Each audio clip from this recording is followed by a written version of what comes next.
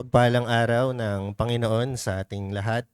Nagpupurit na gagalak tayo sa ating Panginoon na muli niloob niya tayo na makadalo sa kanyang araw naway makatagpo tayo ng kapahingahan sa kanyang salita. Bago tayo magsimula, inaanyayahan ko ang lahat na tayo ay tumayo para awitin natin ang ating unang himno, Open My Eyes That I May See.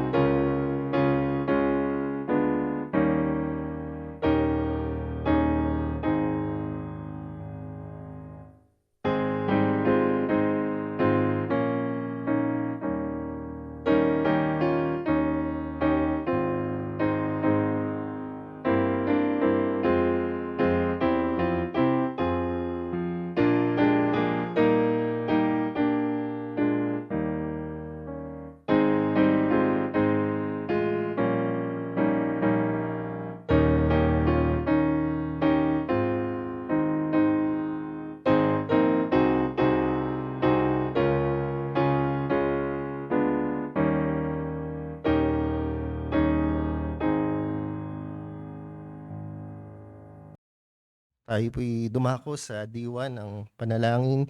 Manaming makapangyarihan sa lahat, kami ay nagpupurit, nagpapasalamat sa iyo na muli ay niloob mo na kami ay makadako sa araw ng panambahan. Ito ay araw mo.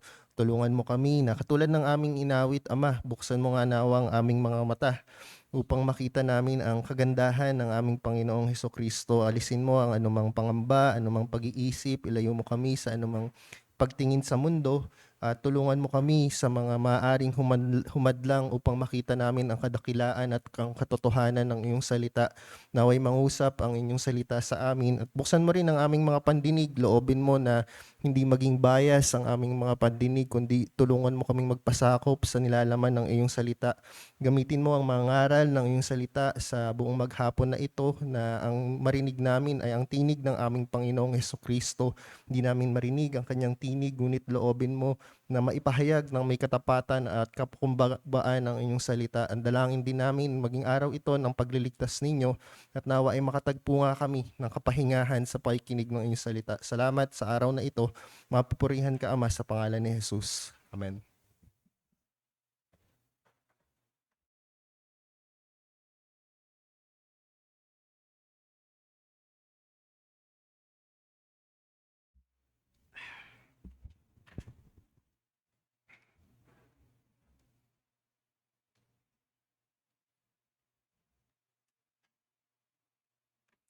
Magandang umaga mga kapatid. Mapagpalang araw po ng Panginoon sa ating lahat. Magpapatuloy po tayo sa pag-aaral ng ating Constitution. Kung naaalala po natin, 2 Lord's Days ago, pinag-aralan po natin yung Article 5. Nandun po tayo sa paragraph D or Section D. Ngayon naman po, sa continuation ng ating study of our church constitution na sa kasalukuyan ay ad interim or for the meantime, dahil nga subject po ito sa ating study and amendment, Pag-aaralan po natin ngayon yung Article 5, ah, Section E. Patungkol po ito sa responsibilities of members.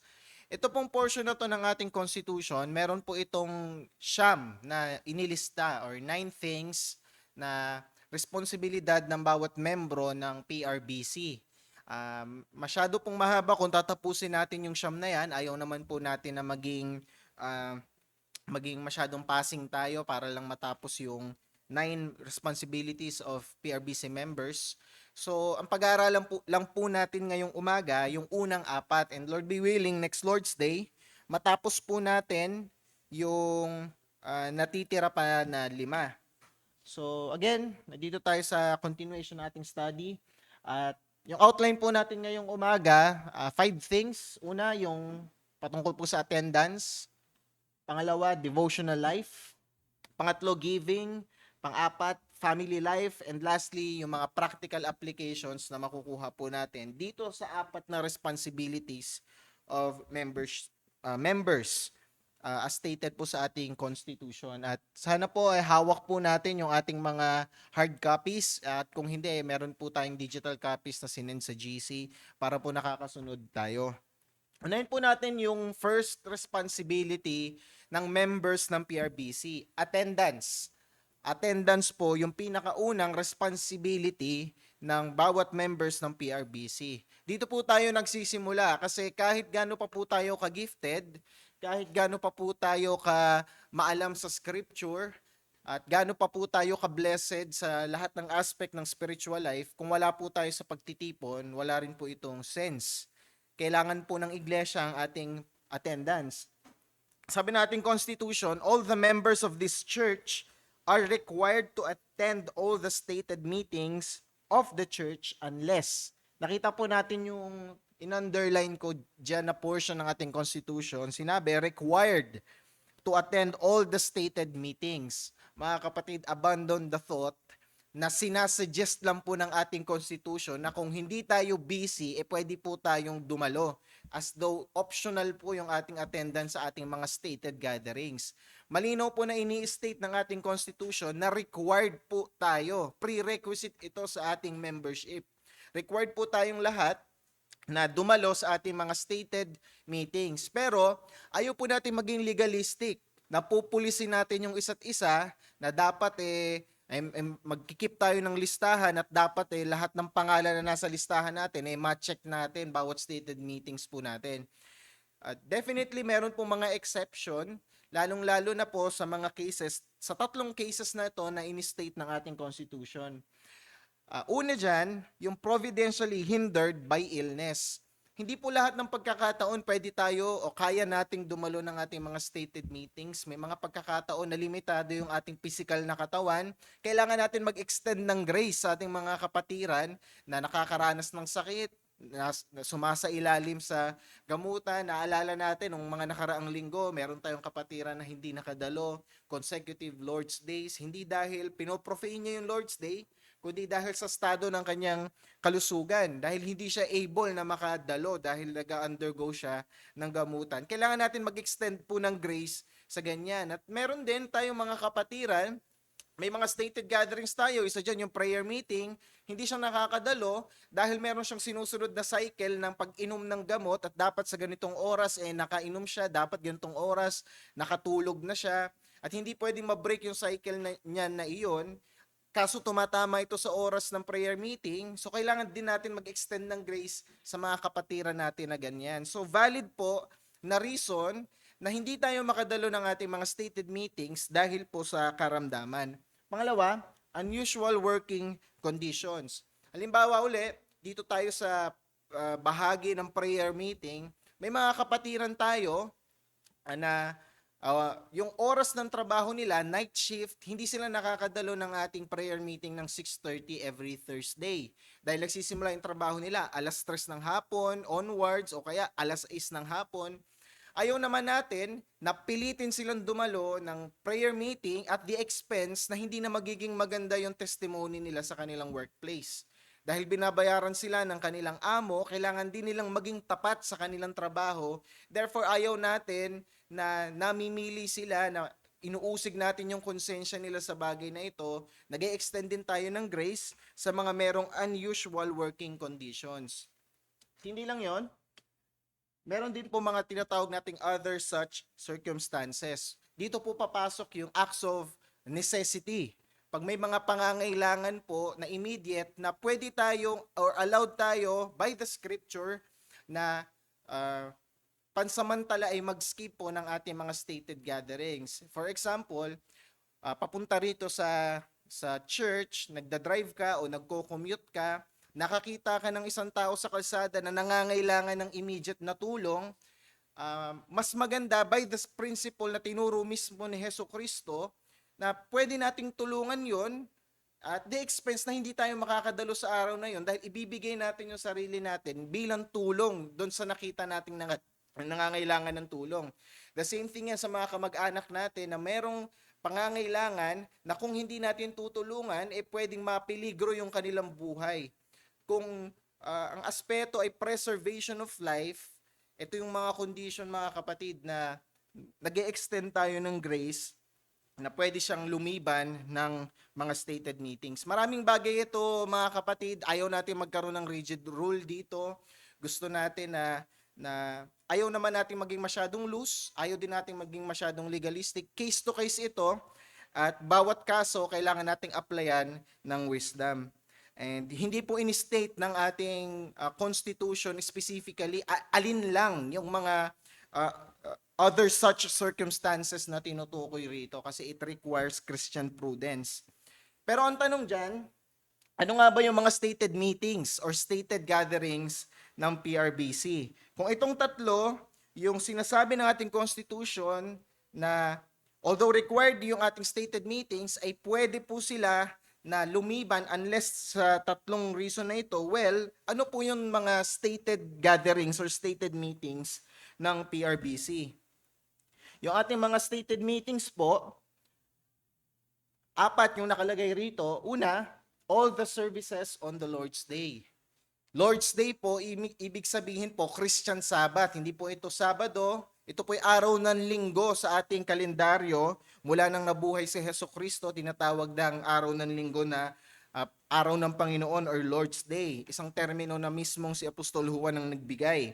So pag sinabi po natin mga services or mga ministries natin ng Lord's Day na required ng ating mga kapatiran na dumalo, papasok dyan ng Sunday School, yung ginagawa natin ngayon, morning and evening worship. Nag-underline po ako dun sa word na evening kasi galing ito sa MCBC. Considered kasi na evening worship yung sa kanila. Pero hindi po natin mako-consider na evening worship yung sa atin. Maaari afternoon kasi hindi naman tayo inaabot ng gabi sa panghapon natin na panambahan. Sila kasi, pag natatapos na yung kanilang second service, madilim na po sa labas. Kaya siguro, nilagay nila na evening worship. Pero sa atin, walang necessity. Mas magandang termino yung afternoon worship. So Sunday School, morning worship, afternoon worship, yung ating Lord's Supper, yung i-witness natin mamaya, at yung ating mga baptism, kung meron po tayong mga kapatiran na kailangan bautismuhan. Ito po yung ating mga stated gatherings.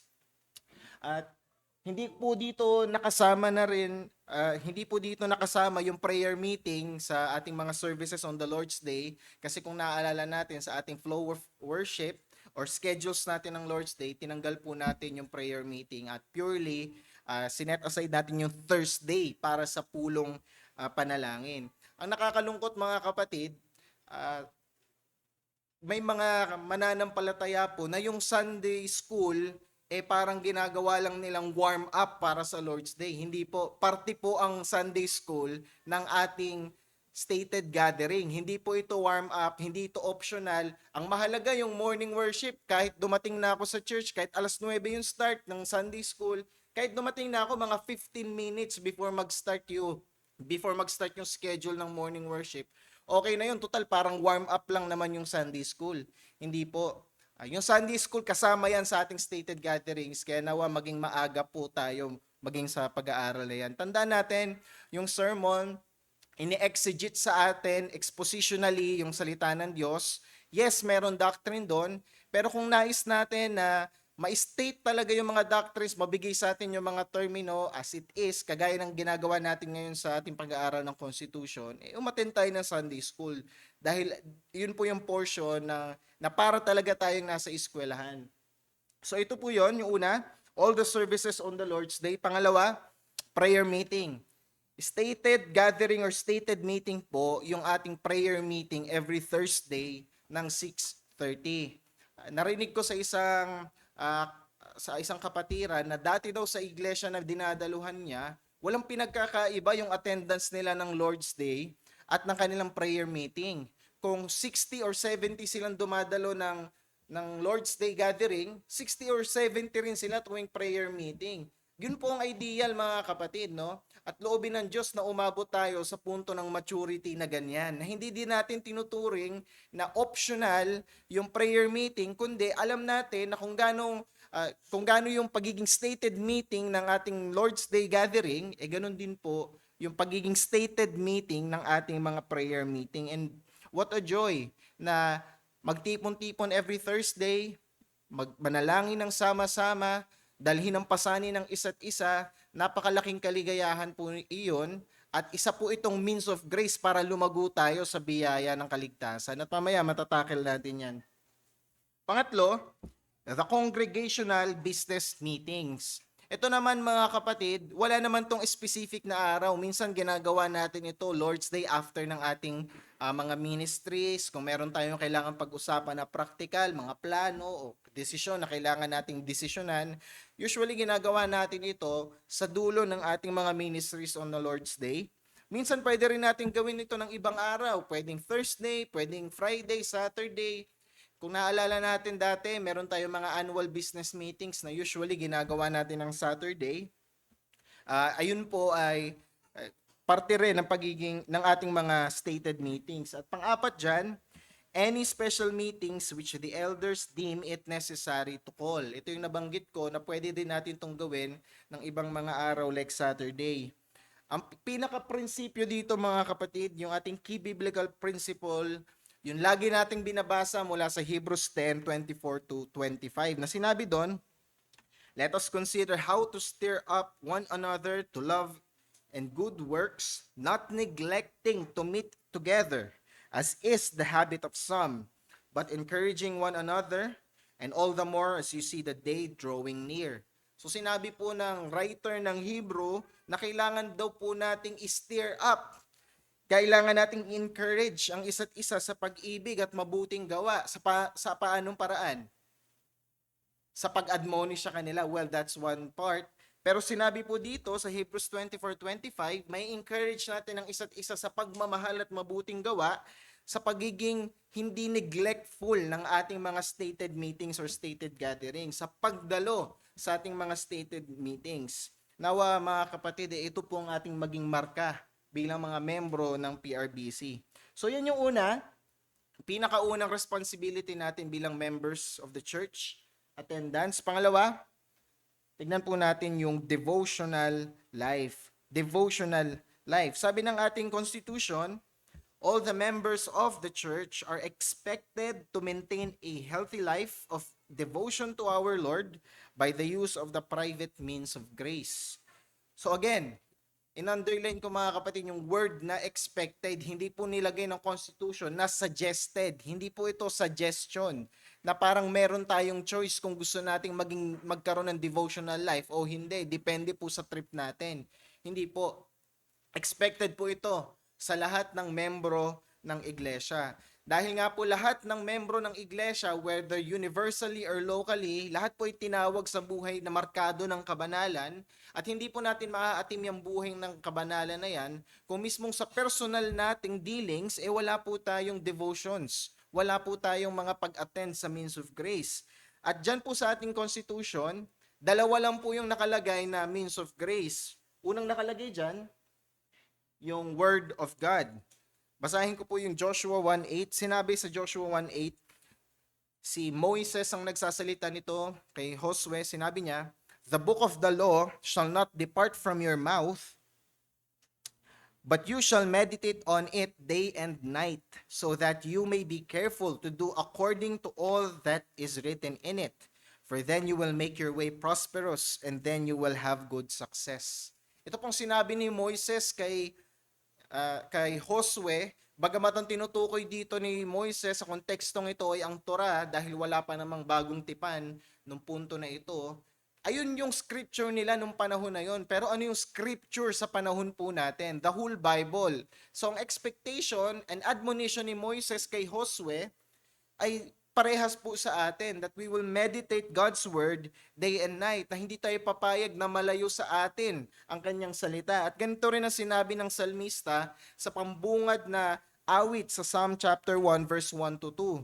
Sinabi ng salmista, "Blessed is the man who walks not in the counsel of the wicked, nor stands in the way of sinners, nor sits in the seat of scoffers, but his delight is in the law of the Lord, and on his law he meditates day and night." Ito po yung pinagkaiba ng isang hindi mananampalataya sa mananampalataya. Ang hindi po nananampalataya sa Diyos, lumalakad po siya sa kasamaan, nakikiupo sa upuan ng mga manlilibak ng Diyos. Siya'y tumatayo kung saan nakatayo ang mga walang pananampalataya. Pero ano pong sinabi? Yung isang taong binago ng Diyos, nakakilala sa Panginoon, yung kaligayahan daw niya ay nasa salita ng Diyos at dininilay-nilay, pinagbubulay-bulayan niya ito araw at gabi. Sinabi pa dun sa verse 3 onwards, para daw siyang isang puno na naitanim sa tabi ng isang ilog, na nagbubunga sa tamang panahon, hindi nagkukulang. Ganyan po ang mananampalataya, mga kapatid. Ang expectation sa atin, meron tayong attendance sa Word of God. Ang tanong ko, mga kapatid, nasang part na po tayo ng Bible? This year, June na po. Ang expectation sa atin, at least sana, ay nabasa na natin 40 to 50% ng scripture. Ang nakakalungkot, nagsisimula tayo ng mga Bible reading plan pagpasok ng January, tapos nakakalimutan na natin after 2 weeks or so. Nawa, mga kapatid, hindi tayo neglectful. Expectation po ito sa mga members ng PRBC.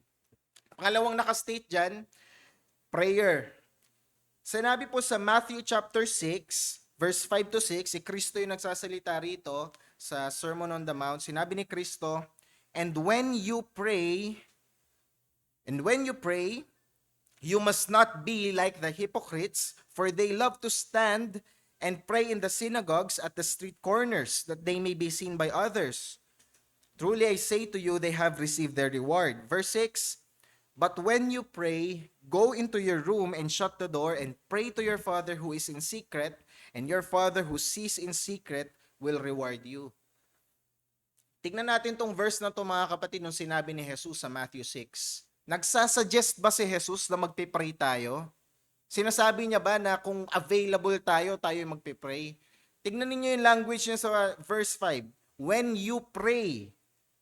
Yung start again ng verse 6, sinabi niya, but when you pray. Ibig sabihin, expectation ni Christ, kung mananampalataya ka, nananalangin ka. Nanalangin po ba tayo this whole week? O baka sabihin niyo sa akin, opo pastor, nanalangin po ako. Ngayong umaga na lang kasi dadalo ako ng panambahan. O kaya, nakakalungkot, baka yung panalangin mo, yung kaninang opening prayer ni Brother Jeremiah. Pero all throughout the week, wala kang personal time to go into your room kung saan Diyos at ikaw lamang ang nag-uusap, Diyos lang ang nakakakita at nananalangin ka sa Kanya. Nakakalungkot, marami sa atin ang nagiging neglectful dito dahil sa entertainment, dahil sa busyness. Nawa hindi tayo magpadala sa temptation na yan. Again, expectation nito sa lahat ng members ng PRBC na meron po tayong prayer life. Mga kapatid, marami pong means of grace. Dalawa lang yung nakalagay dyan sa constitution natin, pero napakarami pong means of grace. Dinagdagan ko po ito, pero hindi ko naman sinasabi na amend natin at ilista natin lahat ng means of grace. At least in part, nilagay lang dyan ng constitution, pero hindi naman yan exhaustive list. Pero ilan pa sa mga means of grace ay yung fasting. Tinatawag ito ng mga Puritans the most underrated means of grace. Kasi pag sinabi nating means of grace, kadalasan hindi natin nililista yung fasting. Sino nga ba naman gustong magutom, ano?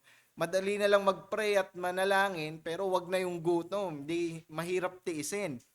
Pero ano sinabi ni Christ? Sa Matthew 6:16 to 18, still nasa Sermon on the Mount siya nito, sinabi ni Christ, And when you fast, do not look gloomy like the hypocrites, for they disfigure their faces, that their fasting may be seen by others. Truly I say to you, they have received their reward. Verse 17, but when you fast, anoint your head and wash your face, and that your fasting may be seen by others, but by your Father who is in secret. And your Father who sees in secret will reward you. Again, mga kapatid, the language of Jesus, sinabi niya, but when you fast. Again, sinabi niya dun sa verse 17, but when you fast. Pag sinabi natin na hindi naman required ni Christ na mag-fasting tayo, para nating sinabi na hindi required ni Christ yung prayer. Kasi same language. Sinabi, but when you pray, expectation sa atin, we will pray. Pagdating natin ng 16 to 18 ng chapter 6 ng Matthew, but when you fast, still the same language. So ibig sabihin, expectation din ni Christ na yung mga believers ay nagfa-fasting. Pero again, I'm not saying na kung gaano tayo kadalas nagpipray, dapat ganun kadalas mag-fasting. Kasi sa mga writings sa mga apostle, nababasa natin, pray without ceasing. Wala pong sinabing fast without ceasing. Mamamatay po tayo noon pag hindi tayo kumain. May mandate to pray without ceasing, pero wala pong mandate to fast without ceasing. Therefore, binibigyan ng New Testament ng gravity yung discipline of prayer rather than fasting. But again, parehas po yan na expectation sa mga believer. Isa pa po sa means of grace ay yung discipling. Discipling, sinabi po sa Luke chapter 6 verse 39 to 40, Luke 6:39 to 40, he also told them a parable. Can a blind man lead a blind man? Will they not both fall into a pit? Verse 40, a disciple is not above his teacher, but everyone when he is fully trained will be like his teacher. Discipling po, it goes both ways. Means of grace po ito, ginagamit ng Diyos sa ikalalago natin. Whether ikaw yung nagde-disciple, ikaw yung nagtuturo sa isang mas batang mananampalataya, o ikaw yung tinuturuan ng mas matured na mananampalataya, parehas po yan na sanctifying, parehas po yung edifying, means of grace po yan ng Diyos. Also, fellowship, napakahalagang discipline po ito, napakahalagang means of grace ito. Sinabi po sa Acts chapter 2:42, ito po yung description ng nascent church or the newborn church under the New Testament. Sinabi, and they devoted themselves to the apostles' teaching and the fellowship, to the breaking of bread and the prayers. Yung bagong usbong na iglesia sa bagong tipan nung umakyat si Jesucristo, isa po sa naging mahigpit na disiplina po nila ay yung pagtitipon po nila para sa edification ng isa't isa. Tandaan natin, isa po yan sa main purpose or main goal ng ating iglesia. So nawa, hindi tayo neglectful dyan. Mga kapatid, di ba, maaalala natin, napakadaming pagkakataon na meron tayong kabigatan, meron tayong problema, may bumabagabag sa atin, tapos makikipag-fellowship tayo sa mga kapatiran, only to find out na meron pala tayong kapatiran na dinadanas din pala yung kaparehas na kabigatan na yon, at sa ganun ay nakapagpalakasan kayo sa isa't isa, o kaya may kapatiran ka na dumaan na ron at alam niya na mismo ano yung dapat gawin dahil nakolekta niya na yung mga leksyon mula sa pagsubok na yun, nang sa ganun ay mababahagi po niya sa iyo. Napaka-beneficial ng fellowship, mga kapatid. Isa pa, singing of hymns.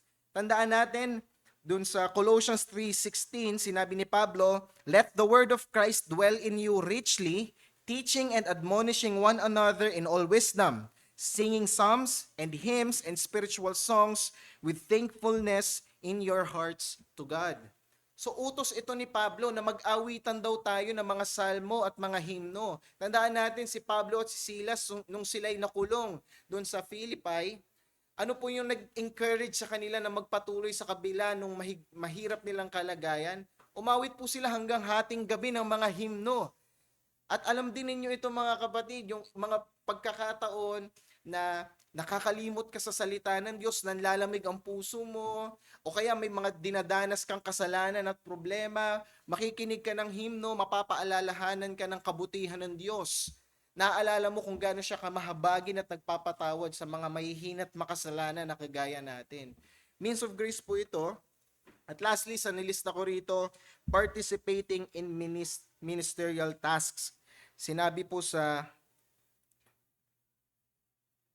1 Peter 4, buklatin ko lang, 1 Peter 4:10 to 11.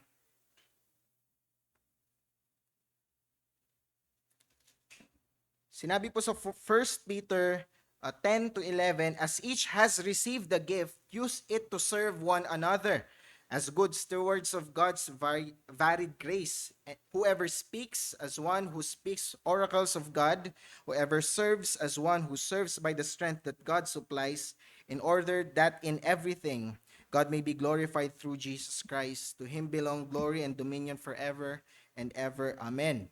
So malinaw po sa ating scripture na sinasabi ni Apostol Pablo na kung sinong may kaloob, hayaan siyang maglingkod. Ito nang sinabi sa 1 Corinthians chapter 13 to 15. Ito rin ang admonition ni Pablo. Isa po ito sa means of grace. Tuwing ginagamit natin yung ating mga kaloob para paglingkuran ng isa't isa, whether sa evangelism o anumang ministeryo ng ating iglesia. Sinabi pa ng ating constitution, nawala po yung PowerPoint. Sabi natin Constitution, such as the regular private and family devotions and a proper reverence for and observance of the Lord's Day. Kanina binanggit na natin yung observance of the Lord's Day. Binanggit na natin yung mga private means, at least in part. Pero meron dito binanggit kasama daw po sa expectation ng ating devotional life, yung ating mga family devotions. Yung ating mga family worship. Mga kapatid, when was the last time na nagkaroon po tayo ng devotion na pang pamilya? When was the last time na nagkaroon tayo ng family worship? At narinig ko sa testimony ng ilang mga kapatiran tuwing nagga-gather sila for family worship, usually daw tumatagal ito ng 1 oras o 1 oras kalahati to 2 hours. At dahil nga masyado siyang exhaustive, hindi nagiging consistent yung family worship. So, practical advice ko mga kapatid, hindi naman po kailangan tumagal yung family worship natin ng 1 oras o anuman. Pwede po natin gawin ito ng 20 to 30 minutes.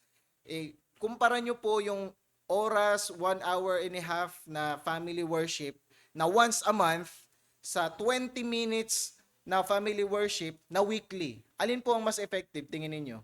Hindi po ba yung weekly? Kahit maiksi lang? Hindi naman po kailangan maging komplikado yung ating family worship.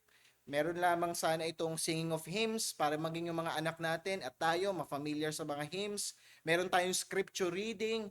Hindi naman kailangan na exhaustive. I-exegete natin yung text na para tayong nagpipreach. Hindi kailangan no. Ang mahalaga doon yung singing of hymns, yung reading of the scripture at yung family prayer. Yun po yung bigyan natin ng focus. Kasi isa sa mga nagiging challenge sa family worship, nai-stress yung father na busy na nga siya, kailangan niya pang pag-aralan yung text para ituro sa family worship.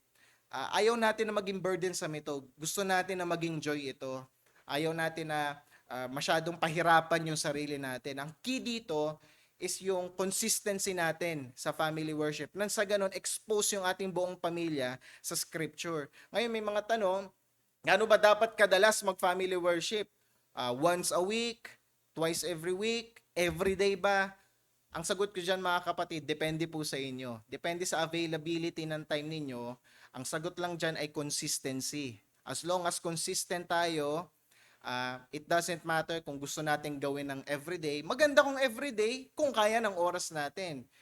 Personally, kami ni Jessica, ginagawa namin siya once every week.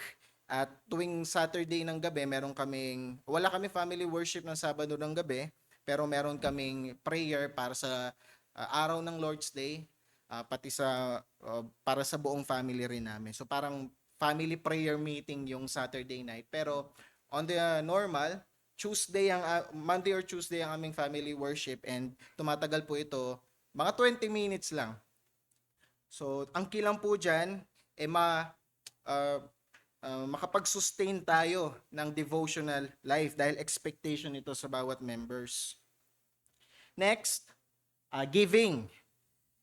Sabi ng ating Constitution, it is clearly taught in Scripture that Christians should support financially the work of the Lord by systematic and proportionate giving made through the local church. Therefore, all the members of the church are expected to support the church in this way. Isa na naman po ito sa expectation sa atin, mga kapatid. Giving, yung pagbibigay ng ating mga resources, ng ating financial blessings para suportahan ang ministeryo ng iglesia. Meron po diyang nalistang mga talata sa ating constitution at hayaan ninyong i-quote ko. Sabi dito sa Malakias 3:10, 3:8 to 10 ng Malakay, sinabi, "Will man rob God? Yet you are robbing me. But you say, how have we robbed you?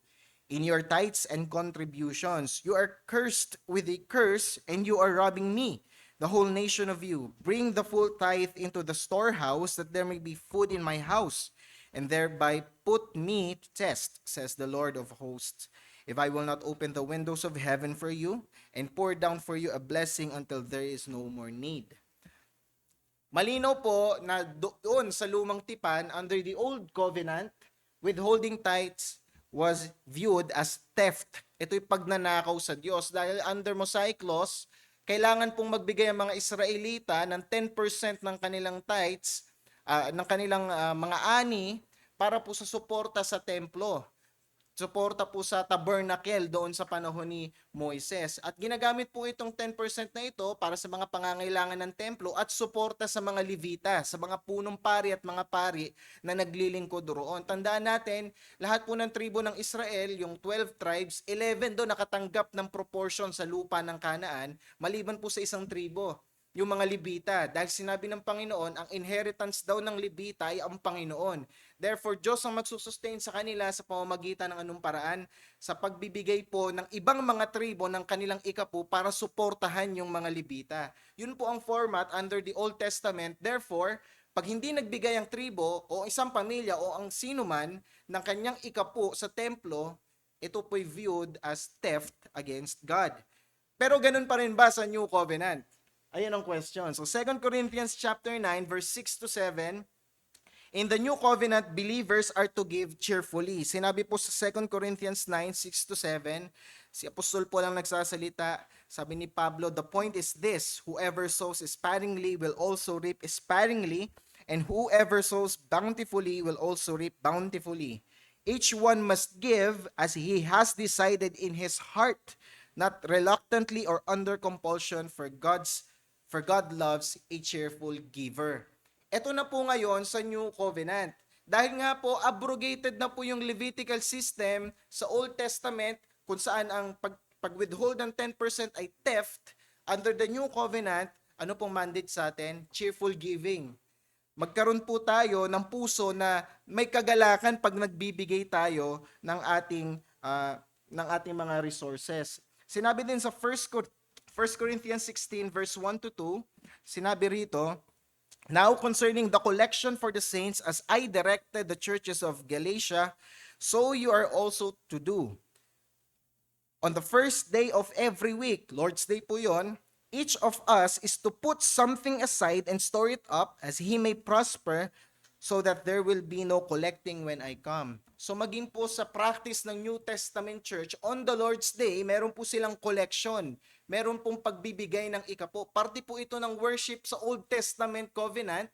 Parte pa rin po ito ng worship sa New Testament Covenant. At mabahagi ko lang mga kapatid, meron ako dati sa Caloocan na bina-Bible study namin. Pamilya sila na iglesia ni Cristo. Iglesia ni Cristo yung family. Bina-Bible study namin sila for 3 months. At ayaw talaga nilang dumalo sa panambahan namin nung nasa evangelical pa ako. And finally, after 3 months, nakumbinsi namin silang dumalo. So dumalo sila at tinawag na po yung mananalangin para sa tithes and offering. So tumayo yung mananalangin for tithes and offering. Tinawag lang naman siya para mag-pray, pero ang ginawa niya, nagturo siya, binasa niya yung Malakias 3:10, ibigay ninyo ng buong-buo ang inyong ikapo, subukan niyong gawin ito. Kung di buksan ng Diyos ang durungawan ng langit at ibuhos ang pagpapala sa inyo. Yan ang sinabi nung mananalangin, at sinabi niya, kita natin, ninanakawan natin ng Diyos sa paanong paraan, sa hindi pagbigay ng ikapo. Sa pagbasa ng mga verse sa New Testament na hindi daw mag-i-inherit ng kingdom of heaven ang magnanakaw. Therefore, ang conclusion niya, pag hindi ka nagbigay ng tithes, mapupunta ka ng impyerno. Sobrang offended yung na-invite namin dahil unbiblical po yun. Hindi po ganun ang giving sa New Testament. So, sa New Testament, we are commanded to give cheerfully. Hindi po dapat nating i-weaponize yung Malakias 3 8 to 10 para panakot sa mga membro na pag hindi ka nagbigay ng 10% mo, nullified na yung salvation mo. Hindi po ganon. So the question is, what is the biblical view of tithing in the New Testament? Wala po yan sa ating constitution. Ito'y dinagdag ko bilang clarification dito sa giving. Nilagay ko dito at sinabi rin sa constitution, the tithe or giving 10% of one's gross income is not imposed on God's people as a tax but is strongly urged upon each member. Merong argument, lalong-lalo si Dr. John MacArthur, na yung tithing is tax under the Old Covenant. Valid naman yung argument niya, pero sa New Covenant, hindi po ito viewed as taxation, as an expression of worship, and as biblical norm for basic giving. Again, kagaya ng binasa ko kanina sa 1 Corinthians, lahat po ng New Testament church, normally, nagbibigay po sila ng kanilang pera at merong gathering ng pera every gathering po nila ng Lord's Day. And also, to this should be added gifts and offerings according to one's ability and the willingness of his heart. Yan po sinabi ng ating constitution. At ang tanong dyan, why are we still being urged or encouraged to practice tithing even though it is no longer a rigid law in the New Testament? Kasi ito po yung language ng ating constitution. Ini-encourage tayo na magbigay ng 10%. Well, kung pinresent ko kanina na hindi na rigid law, hindi na strict law, wala na tayo sa Mosaic, Levitical laws, wala na tayo sa Old Covenant para sabihin nating required ang 10%, bakit po sa lingwahe ng ating Constitution, ini-encourage tayo na magbigay pa rin ng ating 10% bilang ating offering? The reason is, tithing predates the Mosaic Law. Tandaan po natin sa Genesis 14, nung minute po ni Abraham si Melchizedek after the slaughter of the kings, anong ginawa ni Abraham dun sa mga spoils na nakuha niya mula dun sa mga hari na kanyang pinatay? Binigay niya yung 10% na pinakamainam kay Melchizedek at binigyan siya ni Melchizedek ng wine and bread. Tandaan natin si Melchizedek, this very mysterious figure in the Old Testament, the King of Salem, priest of the Most High. Nagbigay po si Abraham ng 10% kay Melchizedek. Kasi sinasabi ng iba, hindi na dapat magbigay ng 10% kasi Mosaic Law yan. Abrogated na yung Mosaic Law, mga kapatid. Wala pang Mosaic Law, meron na pong tithing sa Scripture. Hindi po natin pwedeng ikabit directly yung tithing sa Mosaic Law, sa Levitical system, because it predates the Mosaic Law. Yes, it is true, sa Mosaic Law, naka-embed doon yung 10% giving, pero hindi po siya directly doon nagsimula. Dahil even before Moses was born, Genesis 14 pa lang, pinractice na ito ni Abraham. Magtataka tayo kanino nakuha ni Abraham na yung pagbibigay ng 10%. Nasa Hammurabi law ba ito? Nasa laws ba ito ng mga pagano kung saan siya nanggaling? Hindi po. So, by exegetical observation, makikita natin na na-inherit o nakuha ni Abraham yung practice of giving the 10% mula po sa kanyang mga ninuno. Na hindi naman sinabi ng scripture na makasalanan. Inadapt pa nga sa Mosaic laws. Yun yung first argument ko, that although under the New Testament we are to give cheerfully, ay expected and encouraged pa rin tayo na magbigay ng ating 10%. Pangalawa, because Jesus himself affirmed tithing in the New Testament. So that's my argument from the Old Testament. Dito tayo sa argument ko from the New Testament. Jesus himself affirmed tithing in the New Testament. Basahin natin Matthew 23:23. Si Jesus ito, kausap niya yung mga Pariseyo. Sabi ni Jesus, "Woe to you, scribes and Pharisees! Sumpain kayo mga scribe at Pariseyo, hypocrites, for you tithe mint and dill and cumin and have neglected the weightier matters of the law, justice and mercy and faithfulness. This you ought to have done without neglecting the others." Malinaw mga kapatid. Nirebuke ni Jesus yung mga Pariseyo at mga iskriba dahil kahit daw nag-iika po sila, pinababayaan daw nila yung mga mas mahalagang important matters of the law, which are justice, mercy, and faithfulness. Makikita ba natin sa language ni Christ na sinabi niya na mali yung mga Pariseyo sa pagbibigay ng ikapo? No. Actually, kinumend niya. Ang punto ni Christ, mabuti na nagtatite kayo. dagdagan nyo sa pagtatite ninyo yung pagbibigay ng importance sa mga mas mabibigat na matters of the law. So therefore, hindi po ito kinondemn ni Christ, kundi inaffirm pa ni Christ sa New Testament. Now, if tithing is wrong, bakit po hindi siya kinondemn ni Christ? Meron na siyang opportunity to do so. Even sa writings ng mga apostles, bakit po wala tayong makikitang direct rebuke ng mga apostol na huwag magbigay ng 10%? Dahil hindi po ito dinidiscourage ng New Testament. Now, my personal view patungkol dito sa tithing na ito, may nagtanong sa akin na isang mananampalataya na ano ba daw yung dapat na view ng tithing.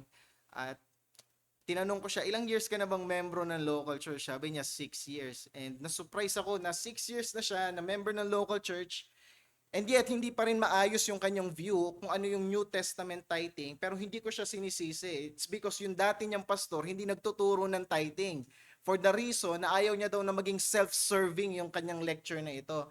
Pero hindi po eh. Kailangan natin itong pag-aralan so that guided po yung ating mga konsyensya. So what's my personal view pagdating sa New Testament tithing? And I believe mga kapatid, ito yung pinaka-balance and pinaka-safe na view, I suppose. Do tithe as a spiritual discipline. Ito yung aking view. Huwag tignan ng tithing as a rigid law. Huwag siyang tignan na tithe sa Mosaic law. Tignan siya as a spiritual discipline. Spiritual discipline as an exceptional way to mortify the sin of stinginess and love of money. Mga kapatid, kung dadalo tayo sa Panambahan every Lord's Day with our hearts fixed na ibibigay natin yung 10% ng ating income, matatalo nito yung kasalanan ng pagiging maramot at pagtitiwala sa sarili nating salapi. Ma-eradicate niya yung sin na yan. At sino bang ayaw na ma-mortify po yung sin na yan?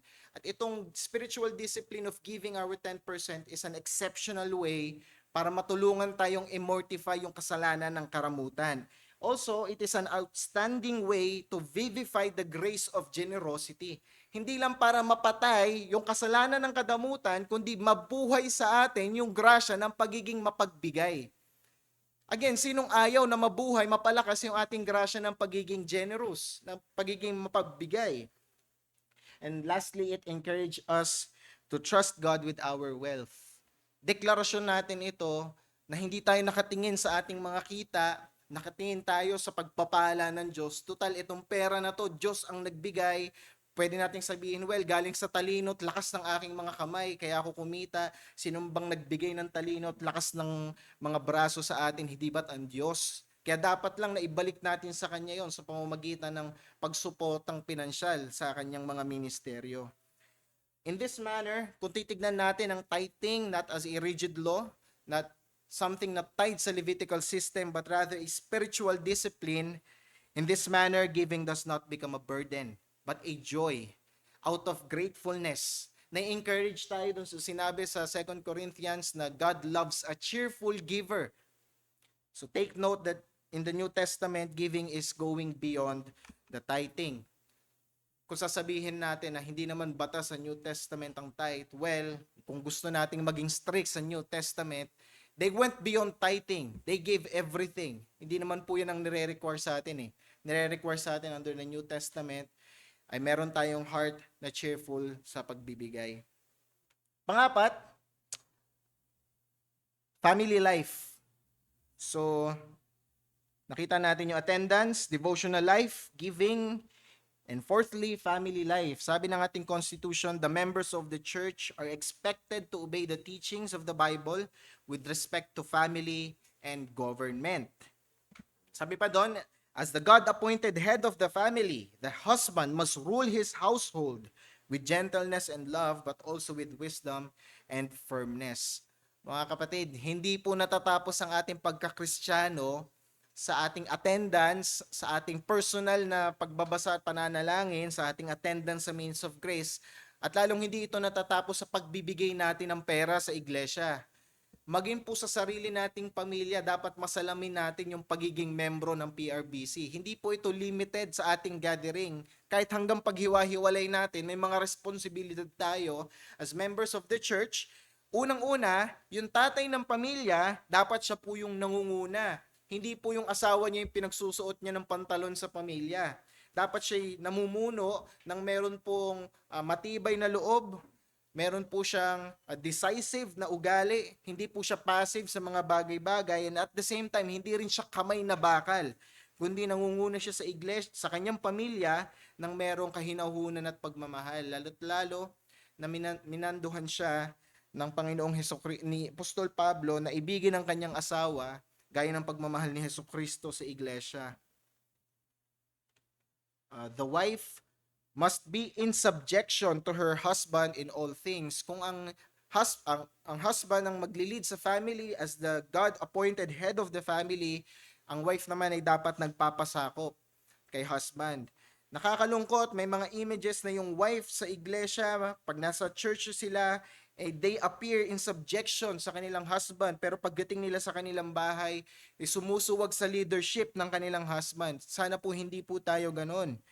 Na kung ano ang imahe natin sa labas, ganon din po tayo sa kanya-kanya nating pamilya. Markado talaga tayo ng pagpapasakop and partnership sa ating mga husband. The parents must both nurture their children in the discipline and instruction of the Lord. So tatlong paraan sinabi diyan sa ating constitution by setting a godly example before them.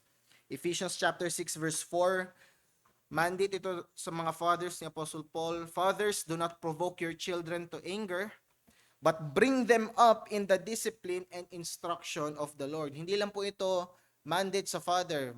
Father yung binanggit dito kasi siya yung head of the family. Ibig sabihin, by necessity, kasama dito yung wife. So, ang mando po ay wag pong udyukan ng ating mga anak sa pagkagalit, but rather, i-train daw po sila sa discipline and instruction of the Lord. Pangalawa, by instructing them consistently in the scriptures. Ito po yung nabanggit ko kanina sa family worship, kaya napaka-vital kasi dito po manggagaling yung constant instruction ng tatay at nanay sa mga anak patungkol sa salita ng Diyos. Sabi sa Deuteronomy chapter 6 verse 6 to 7, "And these words that I command you today shall be on your heart." Ito po yung mando ni Prophet Moses sa bayan ng Israel sa mga magulang pagpasok nila sa Canaan kung paano nila palalakihin ang kanilang mga anak. "You shall teach them diligently to your children." Yung salita daw ng Diyos, ituro diligently sa mga bata, "and shall talk of them when you sit in your house and when you walk by the way, when you lie down and when you rise." Ito pong expectation sa atin mga parents. Expose natin ang ating mga anak sa salita ng Diyos consistently. And thirdly and lastly, by a wise and firm discipline, including the use of rod when needed. Kailangan paluin ng bata kung kinakailangan. Sinabi ng Proverbs 23:13 to 14, "Do not withhold discipline from a child. If you strike him with a rod, he will not die." Verse 14, "If you strike him with a rod, you will save his soul from Sheol." Yung Sheol po na tinutukoy dito, yes, it is a physical, literal place, pero spiritually speaking, tinutukoy po dito ay eternal death. So sinabi po ng manunulat ng Proverbs, sinabi po niya na pag pinalo daw natin ang bata, when necessary, nililigtas natin ang kanyang kaluluwa from eternal death. Meron po akong nakilalang parent at napaka-rowdy ng kanyang anak. At sinubukan ko siyang instruct mula sa Proverbs kung paano dapat mag-exercise ng corrective discipline or pamamalo sa kanyang anak. At ang sagot niya, napaka-unloving kasi pag pinalo ko yung anak ko ayoko yung gawin. Well, mas marunong pa ba tayo sa scripture? Na sinabi ng scripture na pag pinapalo natin ang ating anak pag kailangan, ipagpapakita ito ng pagmamahal. At ang pagbibigay sa kanila ng rod of discipline, ang pamamalo sa kanila, ang instrumento ng Diyos to save their soul from Sheol. So yan po ang expectation sa atin, mga kapatiran. Hindi lang dito sa PRBC, hanggang sa mga kanya-kanya nating bahay, dapat po natin masalamin itong biblical family life. So ano po yung ating mga practical applications sa ating mga pinag-aralan? Una, participate in our stated gatherings. Nawa mga kapatid, maging masigasig tayo sa pagdalo sa ating mga stated gatherings. Lord's Day, prayer meeting, ating mga business meetings at iba pa. Nawa laging nandyan ang ating presensya sa abot ng ating makakaya. Pangalawa, let's maintain a vibrant devotional life to our Lord. Huwag po tayong magtamad sa ating mga spiritual disciplines. Ito ang instrumento ng Diyos nang sa ganun ay mapatalas ang ating kaluluwa. Thirdly, support our local church ministries as much as we are able. Kung kaya po nating sumuporta, kung nakita natin na merong measure ang Diyos ng pagpapala sa atin at able tayo na tumulong at palawigin pa ang pangangaral ng Ebanghelyo sa pamamagitan ng ating mga makamundong pagpapala, naway ibigay natin ito bilang suporta. At nais nating makiisa sa pagpapalawig ng trabaho ng Ebanghelyo. Fourthly, obey the teachings of the Bible with respect to family life and government. Katulad ng napag-aralan natin, malinaw ang scripture pagdating sa structure ng pamilya, ng tatay, ng asawang babae, at ng mga anak. Nawa ito ang ating masalamin sa kanya-kanya po nating pamamahay.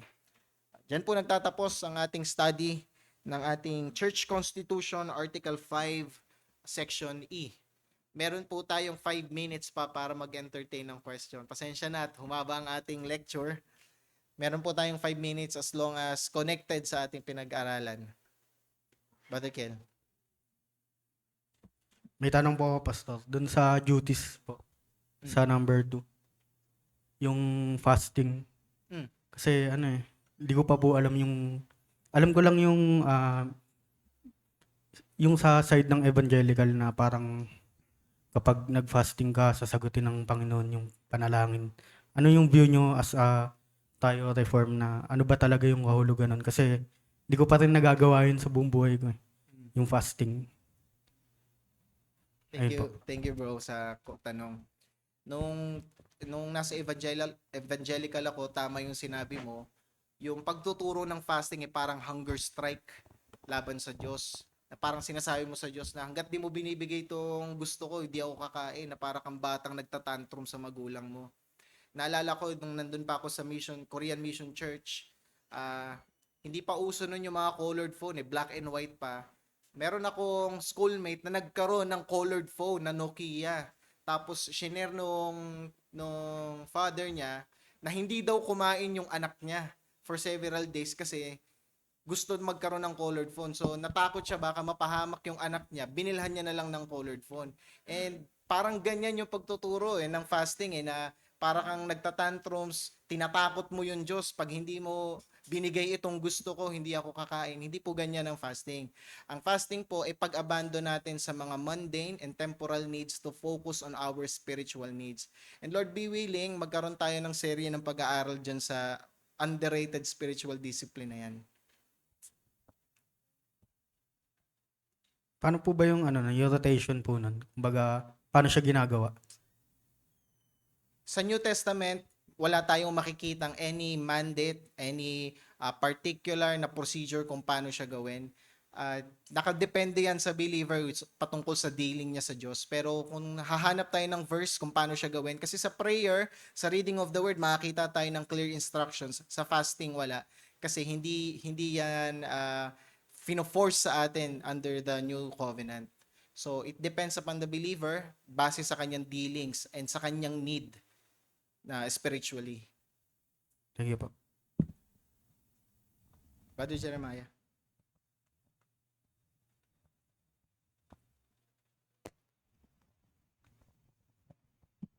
Pastor, salamat po sa teaching. Kumbaga, question lang po and if you will agree.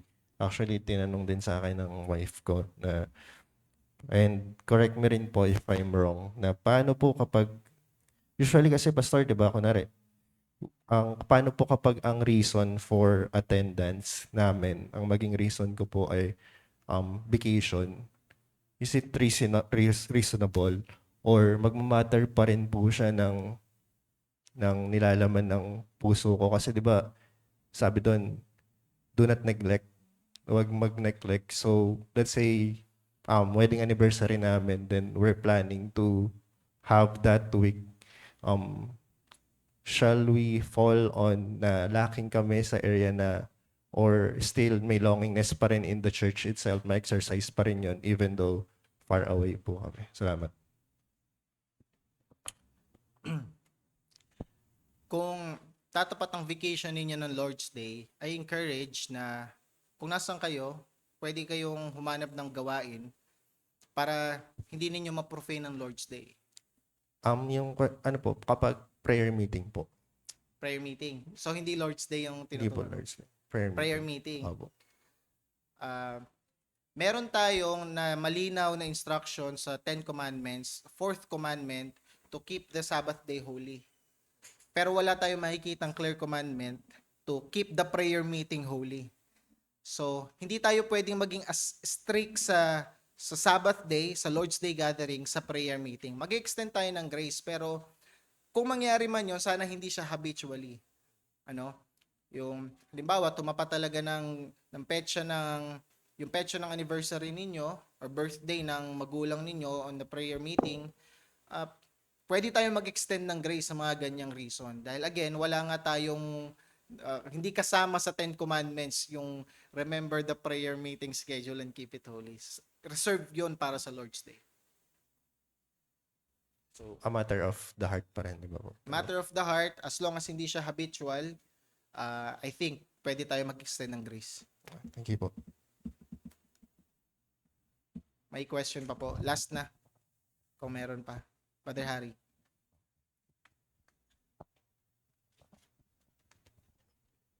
Thank you po sa pagtuturo at salamat sa Panginoon sa blessing din. Dun po sa may attendance, pasok din po dyan, pwede rin po dyan ipasok yung pagiging late. Kasi po dun sa pag-i-explain nyo, yung lang, di ba? Yung pag hindi attend sa Lord's Day and then other state gathering. So we can consider ba din sa attendance yung late? And iklaruhin ko na din para malinaw.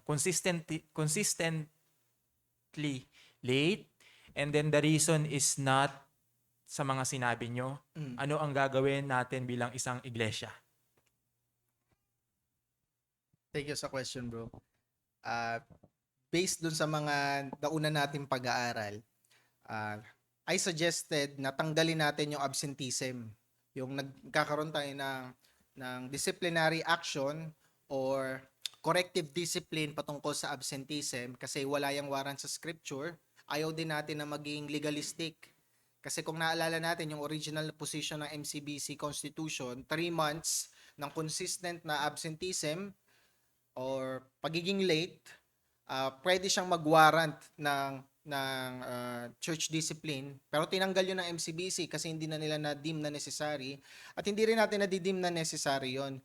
I think patungkol dyan muna dun sa pagiging late na consistent, kagaya ng nabanggit ko kanina, wag nating itrato na yung Sunday school po parang warm up lang ng Lord's Day na pwede tayong malate, pwedeng 15-20 minutes na yung Sunday school tsaka tayo darating. Hindi po, parte yan ng ating stated meeting. Parte yan ng ating Lord's Day gathering. So, nawa, hindi tayo consistently neglectful sa pagiging punctual sa ating Sunday school. Expectation yan sa atin, yan po ang nakalagay sa Constitution at kahit po sa Scripture, consistent yan.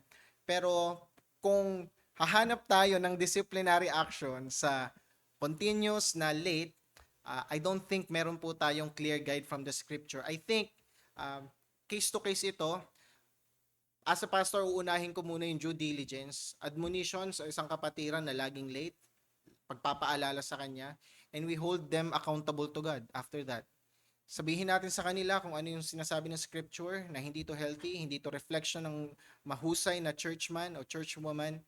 Then we do hold them accountable to God. Pero para hawakan yung kamay, paa at leeg nila para palaging maging maaga kung hindi merong nakaambas sa kanila na church discipline, I think ay lalabas na tayo sa clear instruction ng scripture. Magiging legalistic na tayo kung gano'n ang ating approach. Pero I pray mga kapatid na wala sa atin na gano'n ang testimony.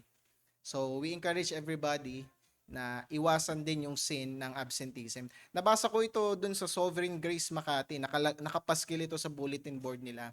Yung pagiging late daw po kasi, it is a declaration na yung time mo ay pinaka-importante sa lahat. Na hindi ka nagbibigay ng pakialam sa time ng gathering, mas mahalaga na kumilos ka at your own pace. It's giving importance sa time mo. Yun ang pinaka-priority mo sa lahat. Declaration daw siya na ganun. So I think that's true. So I encourage everyone, kagaya nung naging ah, ah, reminder ko kagabi sa ating GC, magkaroon tayo ng maayos sa preparation. Saturday night pa lang, lesson natin yung mga trabaho ng Sunday morning. Nang sa ganon, maaga at buong enerhiya tayo makakadalo ng Lord's Day morning. So, ayun lang po yung pwede nating magawa. I think that's it. 10:05 na. Let's end in prayer. Aming Diyos, salamat po sa aming pag-aaral ngayong umaga. Tulungan niyo po nawa kami, O Diyos, na ma-apply itong mga leksyon na ito sa aming sarili. Hindi po namin kayang baguhin ang sarili namin, O Diyos. Hindi namin kayang mag-excel sa mga graces na ito, itong attendance, yung devotional life, yung pagbibigay namin, at yung aming family life. O Diyos, stubborn ng puso namin kung iiwan mo kami sa aming sarili. Kaya humihingi kami ng grasya mo. Nawa ikaw, Panginoon, ang mag-mortify ng mga sins remaining in us, at nawa ikaw ang mag-vivify ng mga graces na kinakailangan namin upang mag-reflect sa amin ang leksyon na pinag-aralan namin ngayong umaga. We trust you sa lahat ng bagay na ito, and we trust you na sasamahan niyo po kami sa maghapon ng mga ministeryo. Sa iyong kapurihan, Ama, sa ngalan ng iyong anak na si Jesucristo. Amen. Start po tayo 10:30.